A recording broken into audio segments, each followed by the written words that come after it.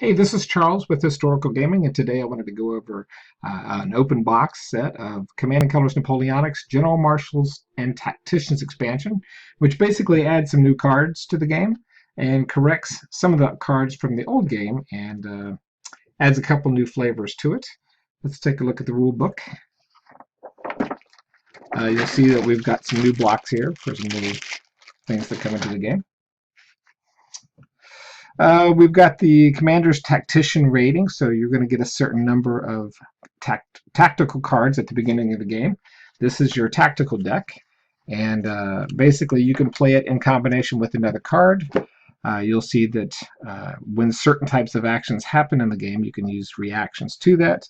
An ordered artillery will combat with one additional die. Artillery canister, play this card after opponent declares melee attack against an artillery unit. Artillery reposition. An ordered artillery may move 3 hexes during movement, but not battle, or move 2 hexes after it battles. So this is kind of similar to the old battle lore system where you collected lore and you got extra cards to play in the game. That system was phenomenal. I really like the fact that when you roll the dice, even if you rolled a miss, there was an advantage to that because you got to collect lore to buy these cards. So these cards are very similar to that effect, that you still get to do your regular orders with your standard deck, but you get these extra actions. So you got to decide when you want to use battlefield smoke. The other guy just rolls 2 dice no matter who he is. Break the square. An ordered cavalry unit's battle dice are reduced to 1 die when it are not reduced to one die. And battle is normal. Call forward reserves at the end of your turn before drawing cards. Take 1 friendly unit of any type from your baseline and place it within the same battlefield section. So some cards were removed from the original command deck and moved to the Tactician deck. This is the Tactician deck. So we've got Cavalry Forward, Cavalry Leader. So lots of nice things that can happen. Also, at the end of your turn, before I can't remember if it's before you draw or after you draw, you can discard one of these cards. If you have one that doesn't really help you, so like a cavalry card, and you have no cavalry, you can discard that to move a leader, which kind of gives you a nice advantage of being able to do something when you have nothing to do, or useless card.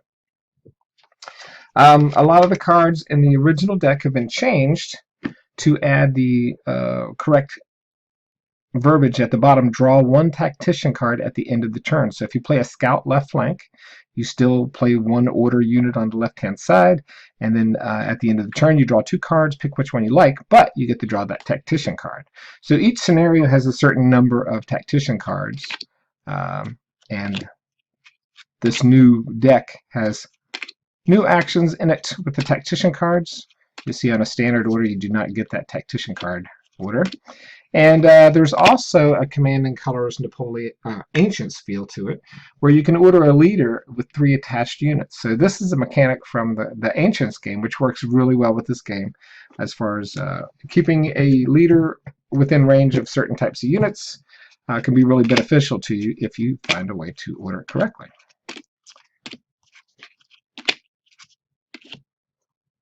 Attack and standard attacks, assault center. A lot of cards to go through. I'm just going to try to find some interesting ones. Assault center, assault right, 1 in each section. Bayonet charge is pretty standard. Bombard, cavalry charge, same as before. Counterattack, Alon, which lets you move 4 units. Fire and hold is the same. Force march.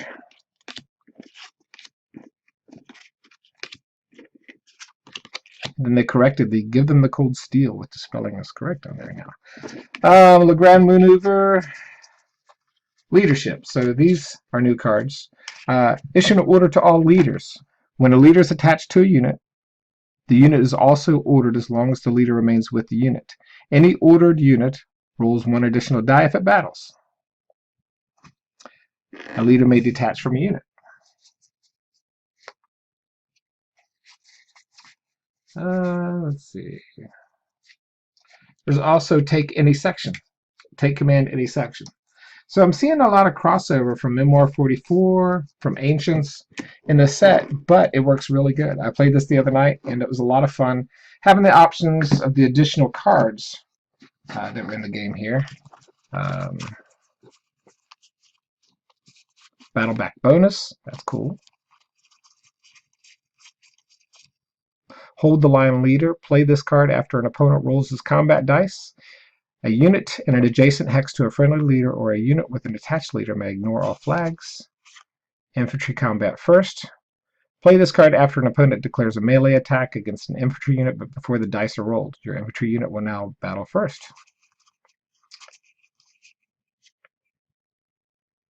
Infantry melee leader. Infantry range leader. Superb training. Infantry inspired leader. Leader orders bonus. Order a leader or a unit with an attached leader in addition to the orders on the command card. So the green cards are the command cards. Leader unit perform. Light infantry skirmish. So there's a lot of more flavor in this game too. Short supply, which is the old I get to move your unit back to your side of the board. Capable tactician.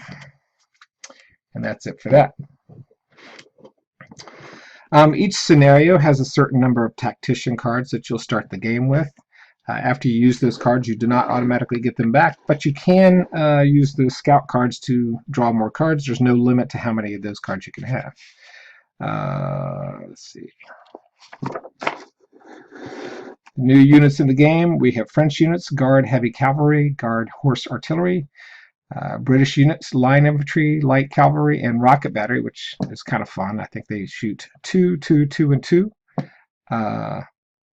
Light cavalry for the Russians, light lancer, militia lancer, horse artillery, and leader.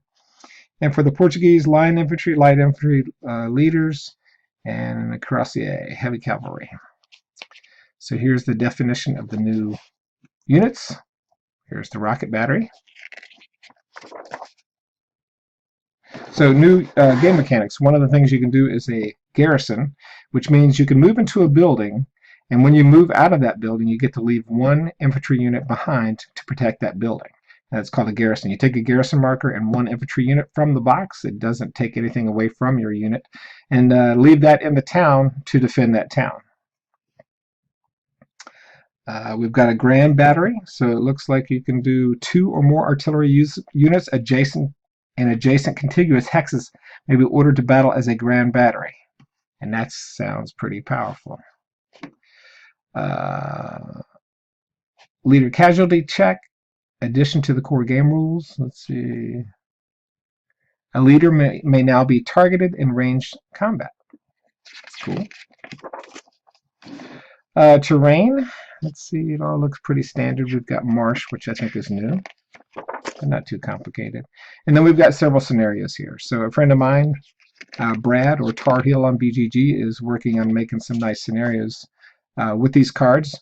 And we played one the other night, and it played really well. So keep an eye on Board Game Geek for the scenarios he's creating, and give him a thumbs up. Leibowitz.